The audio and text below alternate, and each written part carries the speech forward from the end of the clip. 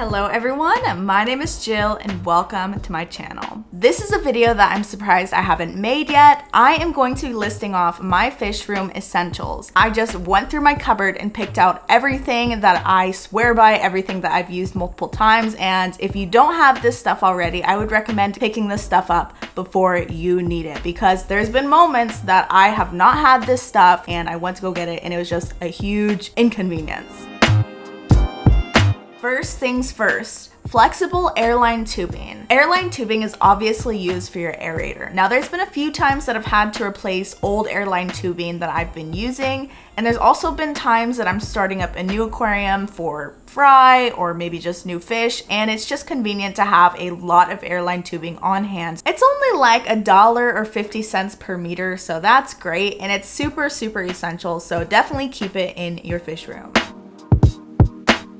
Another great thing to have is good quality suction cups. I got these suction cups for about 50 cents a piece and they are very heavy duty. There's so many things you can actually use these for if you get a little bit creative. I'm using some to hold up the divider in my tank. I'm using some to hold up decorations in my betta tank. Again, they're cheap, they're nice, there's a lot of things that you can use them for, so just pick some up next time you're at the aquarium.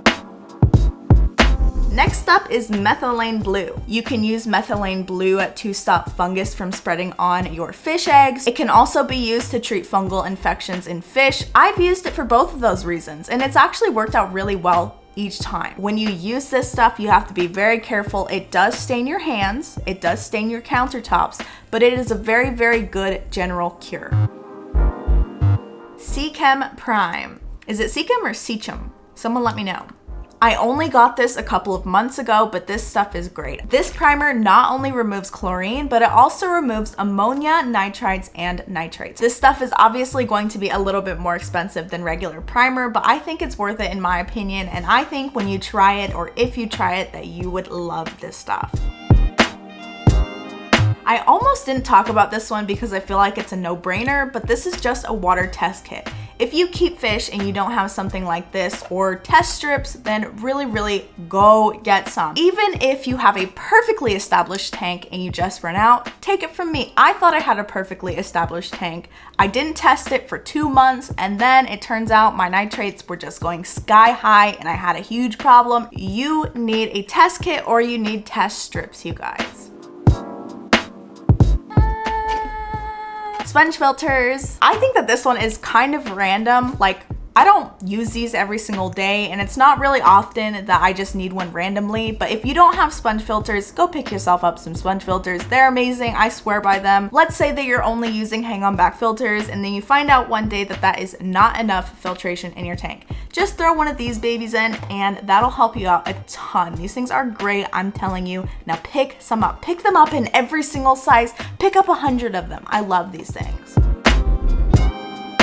Another Seachem thing. This is denitrate. You don't want to realize that you're having nitrate problems and then not have anything to treat your tank with. That actually happened to me. I had to order this online and I waited a week for it to get shipped to me, and in that time I was freaking out internally. So do yourself a favor and get yourself something to help with high nitrates. Only 2 left, you guys. This little guy is actually the reason why I recorded this video. I find myself using this little pipette in almost every single situation. I use this thing to collect brine shrimp to feed my fry. I use it to measure out medication. I use it to mix up primer in tap water. I have even used this thing to transfer Corydoras wrigglers from one tank to another tank. This thing really has infinite uses. Go get yourself a pipette. Before I name off the last thing on the list, pause this video, go to the comments, and tell me what is the most important thing that you have in your fish room. I sounded kind of happy in that last question, but this is actually one of the saddest things that you should have in your fish room, and that is clove oil.